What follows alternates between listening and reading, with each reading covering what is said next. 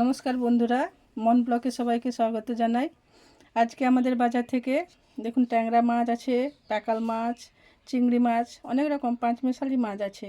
এই মাছটা আজকে ভাবছি ঝাল করব।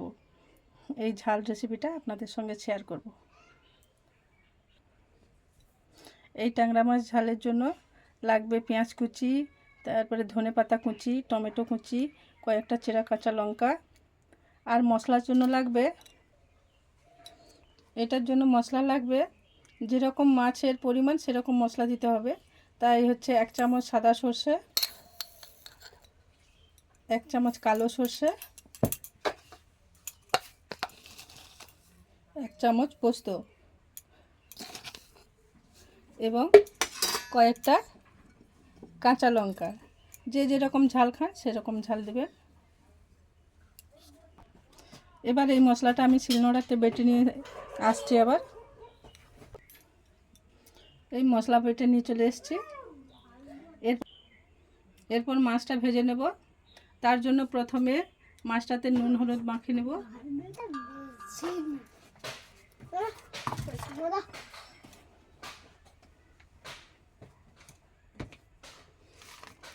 ভালো করে লবণ আর হলুদটা মাখিয়ে নিচ্ছি।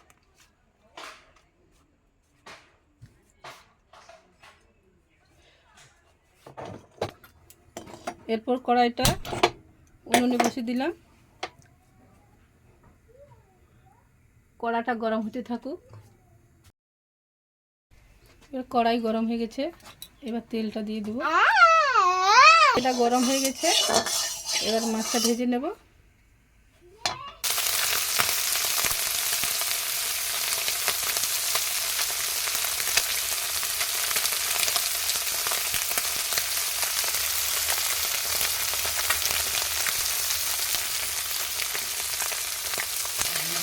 এই মাছটা বেশি কড়া করে ভাজবো না, হালকা করেই ভাজবো, কারণ যে কোনো মাছ যদি একটু কম ভাজা হয় না তাহলে খেতে খুব ভালো লাগে।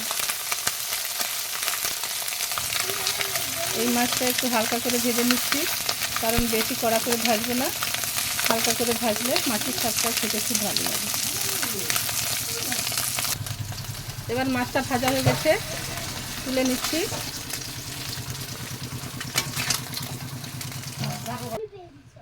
ওই মাছ ভাজার তেলে আর একটু তেল দিয়ে দিচ্ছি।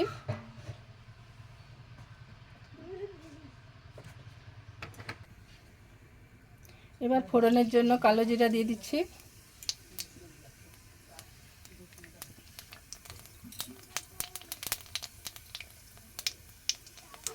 পেঁয়াজ কুচি, পেঁয়াজটা লাল লাল করে ভেজে নিতে হবে।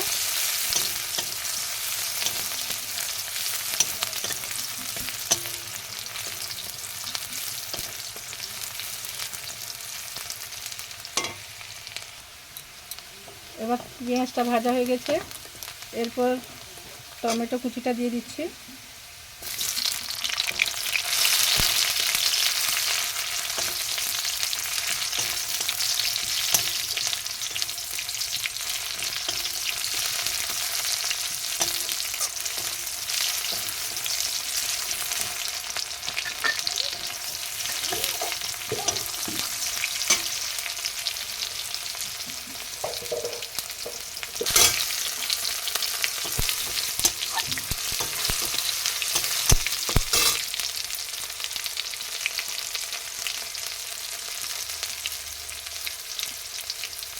এবার একটু কাশ্মীরি লঙ্কা দিয়ে দিচ্ছি।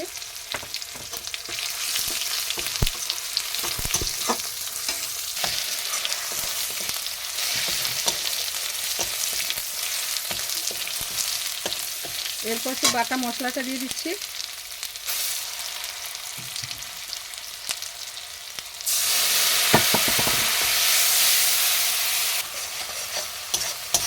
এবার দেখুন বন্ধুরা, মশলাটা থেকে প্রায় তেল ছাড়তে শুরু করেছে। এবার জল দিয়ে দেবো।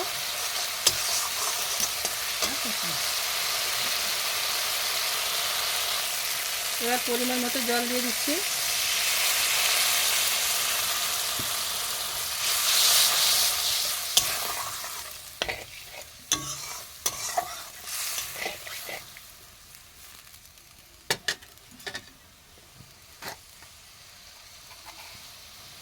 এবার লবণ দিয়ে দিচ্ছি পরিমাণ মতো।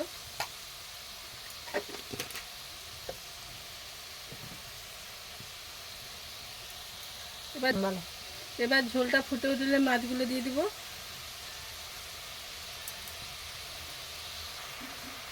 এবার ঝোল ফুটে উঠে গেছে, এবার মাছগুলো দিয়ে দিব।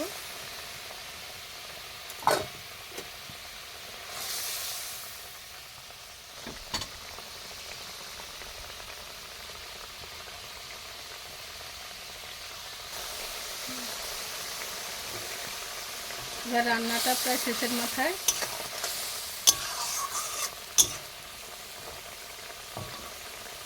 এবার কয়েকটা কাঁচা লঙ্কা চেরা দিয়ে দেবো উপর থেকে,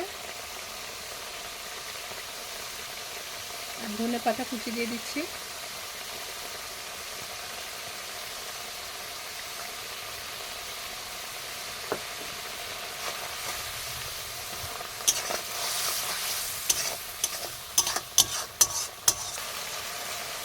আমার রান্নাটা প্রায় হয়ে গেছে, এবার ওভেনটা অফ করে দিচ্ছি।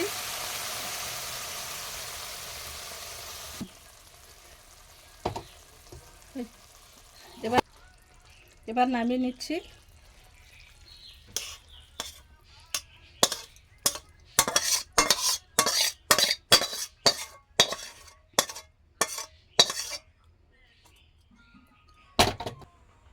দেখুন বন্ধুরা, কত সুন্দর হয়েছে। আপনাদের যদি পুরো ভিডিওটা ভালো লেগে থাকে তাহলে আপনারা পুরো ভিডিওটা দেখবেন প্রথম থেকে শেষ পর্যন্ত, এবং লাইক কমেন্ট শেয়ার করে পাশে থাকবেন এবং সাবস্ক্রাইব করবেন।